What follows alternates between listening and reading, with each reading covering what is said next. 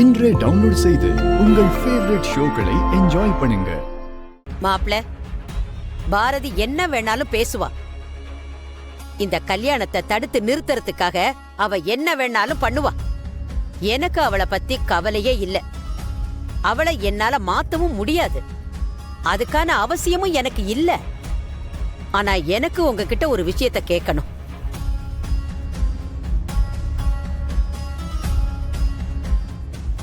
இவங்க எல்லார் முன்னாடியும் நீங்க எனக்கு ஒரு சத்தியம் பண்ணி கொடுக்கணும் மாப்ள. என்ன சத்தியம் பாட்டி? என் பேத்தி மித்ரா தப்பானவன்னு நிரூபிக்கிறதுக்காக பாரதி உங்ககிட்ட எந்த ஆதாரத்தையும் கொடுக்க போறதில்ல.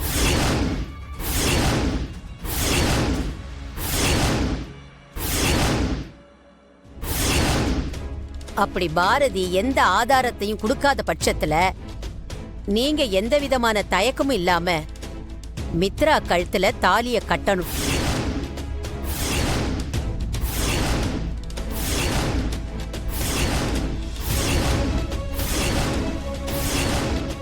ஏன் மாப்ள எதுவும் பேசாம அமைதியா இருக்கீங்க? சத்தியம் பண்ணி கொடுங்க. பாரதி, நீங்க கண்டிப்பா மித்ராவை பத்தின ஆதாரங்களை கொடுப்பீங்கன்னு நான் நம்புறேன்.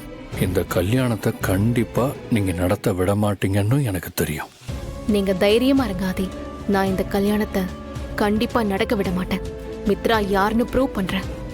ஆதி சார், மித்ராவை பத்தின ஆதாரத்தோட நான் கண்டிப்பா வருவேன். நீங்க சத்தியம் பண்ணுங்க.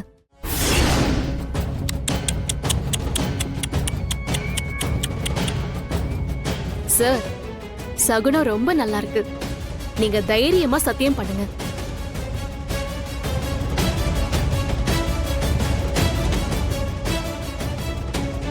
ஏய் மீனா, இங்க என்னடி நடக்குது? மா, ஏற்கனவே பத்திக்கிட்டு எரியுது. நீ வேற எதையாவது பேசி எரியிற நெருப்புல எண்ணெய் ஊத்திராத. கொஞ்ச நேரம் அமைதியா இரு. அண்ணி சொல்றதெல்லாம் வச்சு பார்த்தா கண்டிப்பா ஆதி அண்ணாக்கும் மித்ராக்கும் கல்யாணம் நடக்க போறதில்ல. மித்ரா கண்டிப்பா எனக்கு தான்.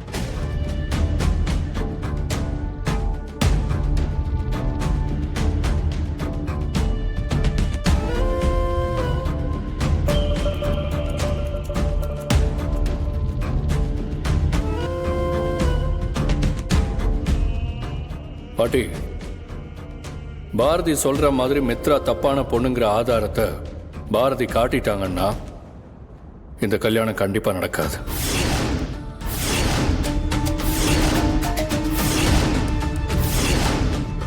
அதுவே எந்த ஆதாரமும் கிடைக்காத பட்சத்துல மித்ராவுக்கு எனக்கும் கல்யாணம் நடக்கும். இது சத்தியம் பாட்டி.